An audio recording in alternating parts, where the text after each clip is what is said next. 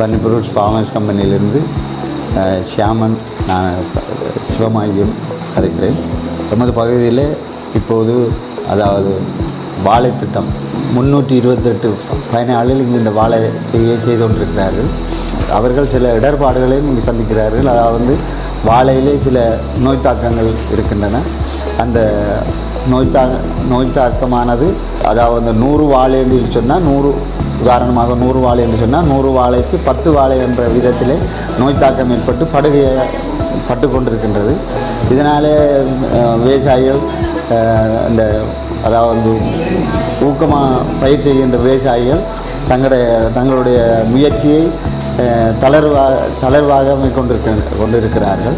அத்தோடு இங்கே நாங்கள் இந்த மண் பரிசோதனை சொல்லப்படுகின்ற இந்த மண் பரிசோதனை ஒவ்வொரு கிராமத்திலேயும், குறிப்பாக உடையாரெட்டு கிராமத்திலே, ஏனைய கிராமங்களில் இப்போ செய்யப்பட்டு கொண்டிருக்கின்றது. உடையாரெட்டு கிராமத்திலே வெவ்வேறு நிலப்பகுதிகள் ஒவ்வொரு இடத்திலும் ஒவ்வொரு மாதிரி மண்பாங்குகள் இருக்கின்றன.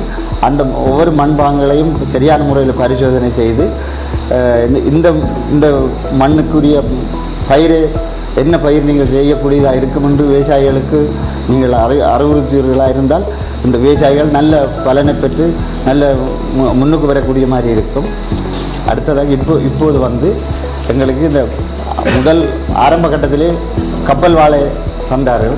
கப்பல் வாழையை நாங்கள் செய்ய பண்ணி கொண்டிருந்தோம். அந்த செய்ய பண்ணி கொண்டிருக்கின்ற காலத்திலே அதாவது பனானா வாடல் என்று சொல்லுகின்ற அந்த நோய் வாழைக்கு ஏற்பட்டு அதிக கூடுதலான தாக்கம் ஏற்பட்டு இந்த விளைச்சலே மிக மந்தகதியான நிலை தான் ஏற்பட்டது.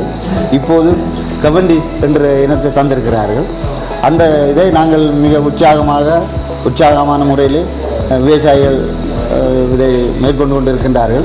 அதனுடைய அறுவடை காலம் அடுத்த ஜனவரி, அதாவது 2026 ஜனவரி அளவில் மிக துரிதமான முறையில் அறுவடை செய்யக்கூடியதாக இருக்கும் என்று நினைக்கின்றேன்.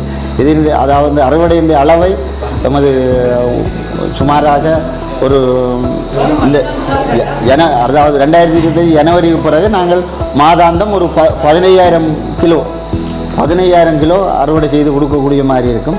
அதற்கான சந்தை வாய்ப்பை தாங்கள் இந்த வந்திருக்கிற நிறுவனம் ஊடாக எங்களுக்கு அந்த சந்தை வாய்ப்பை ஏற்படுத்தி தந்தால் மிகவும் உதவியாக இருக்கும் என்று நாங்கள் எதிர்பார்க்கிறோம்.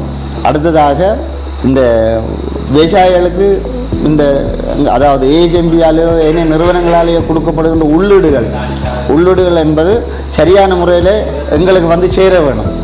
சேராமல் இருக்கின்றது. அது எங்களுக்கு மிகவும் பாதிப்பாக இருக்கின்றது.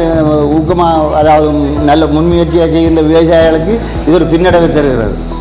அது எங்களுக்கு முன்மாதிரியாக எங்களுக்கு அந்த உள்ளீடுகள் மானிய அடிப்படையிலோ இல்லை அரைமானிய அடிப்படையிலோ தந்தாலும் கூட அதுகள் அந்த விவசாயிகளை சென்றடைய வேண்டும்.